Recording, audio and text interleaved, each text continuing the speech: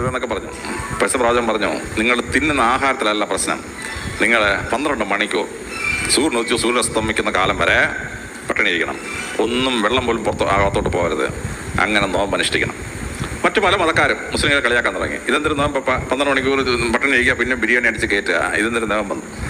പക്ഷേ ഇതിൻ്റെ രഹസ്യം എന്താണെന്ന് കണ്ടുപിടിച്ചത് അമേരിക്കയിലെ റോക്കറ്റ് വിക്ഷേപണ കേന്ദ്രത്തിലെ ശാസ്ത്രജ്ഞന്മാരാണ്. ഈ റോക്കറ്റിൽ പോകുന്ന സമയത്ത് വെയിറ്റ്ലെസ്നെസ് ആണ്, ഗ്രാവിറ്റി ഇല്ലല്ലോ. നമ്മൾ മനുഷ്യൻ ഇങ്ങനെ ഒഴുകി നടക്കും. നമുക്ക് ഇരുന്നൊരു മേശപ്പുറത്ത് ആഹാരം കഴിക്കാൻ പറ്റില്ല. കാര്യം ആഹാരം ഇങ്ങോട്ട് എടുത്തവണ ആഹാരം പറന്നങ്ങ് പോകും. അതുകൊണ്ട് റോക്കറ്റിൽ പോകുന്ന ആളുകൾക്ക് ഈ ആഹാരം ഒരു കുഴലിനകത്ത് ഇതിനകത്ത് നിറച്ചിട്ട് കുഴലിനകത്ത് കയറ്റി ഞെക്കി വായിക്കകത്താക്കി ഭക്ഷിക്കണം. അപ്പോൾ ഈ യന്ത്രത്തിനെങ്കിലും എന്തെങ്കിലും കേട് വന്നാൽ ഈ ആള് പട്ടിണി കിടന്ന് മരിച്ചു പോകും റോക്കറ്റിനകത്ത്. അപ്പോൾ അങ്ങനെ പട്ടിണി കിടക്കേണ്ട എന്ത് സംഭവിക്കും? ഇത് അമേരിക്കയിലെ ശാസ്ത്രജ്ഞന്മാർ ഗവേഷണം നടത്തി. അപ്പോഴാണ് അത്ഭുതകരമായ ഒരു രഹസ്യം കണ്ടെത്തിയത്.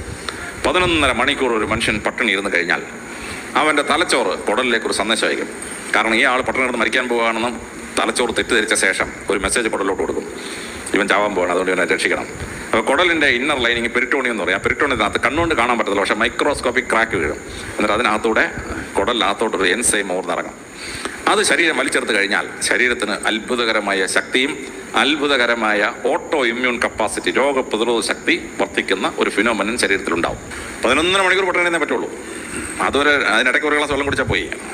അപ്പോൾ അങ്ങനെ 11 മണിക്കൂർ പട്ടിണി ഇരിക്കുമ്പോൾ സംഭവിക്കുന്ന ഈ അത്ഭുതം അമേരിക്കൻ ശാസ്ത്രജ്ഞന്മാർ കണ്ടെത്തി. അപ്പോൾ ശരിക്ക് സൂര്യോദയം മുതൽ സൂര്യാസ്തമനം പട്ടിണി ഇരുന്നാൽ സംഭവിക്കുന്നത് എന്തെന്ന് ചോദിച്ചാൽ, അവൻ്റെ ശരീരം പെട്ടെന്ന് ഈ ഓട്ടോ ഇമ്മ്യൂൺ സിസ്റ്റം അലർട്ട് ചെയ്യുന്ന എൻസൈംസ് കുടലിലേക്ക് ഊർന്നിറങ്ങും. അത് വലിച്ചെടുത്ത് കഴിഞ്ഞാൽ ആ മനുഷ്യന് രോഗപ്രതിരോധ ശക്തി വർദ്ധിക്കുകയും ഓർഡിനറി ഇൻഫെക്ഷൻസ് തടയാനുള്ള കപ്പാസിറ്റി കിട്ടുകയും ചെയ്യും. ഇനി അങ്ങനെയുള്ള കപ്പാസിറ്റി കിട്ടുന്നതിൻ്റെ ഭാഗമായി നമുക്ക് ചില പ്രത്യേക രോഗങ്ങളെ റെസിസ്റ്റ് ചെയ്യാൻ പറ്റും. അതിലൊന്നാണ് ക്യാൻസർ.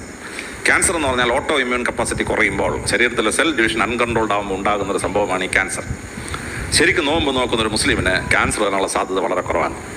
നിങ്ങൾ RCCയിൽ പോയി ഏറ്റവും കുറവ് ക്യാൻസർ വരുന്ന ആർക്കാന്ന് ചോദിച്ചാൽ ഡോക്ടർമാർ എപ്പോഴും പറഞ്ഞത് നെറ്റിയിൽ താഴമുള്ള മുസ്ലിം വളരെ അപൂർവമായിട്ട് ക്യാൻസർ പിടിച്ച്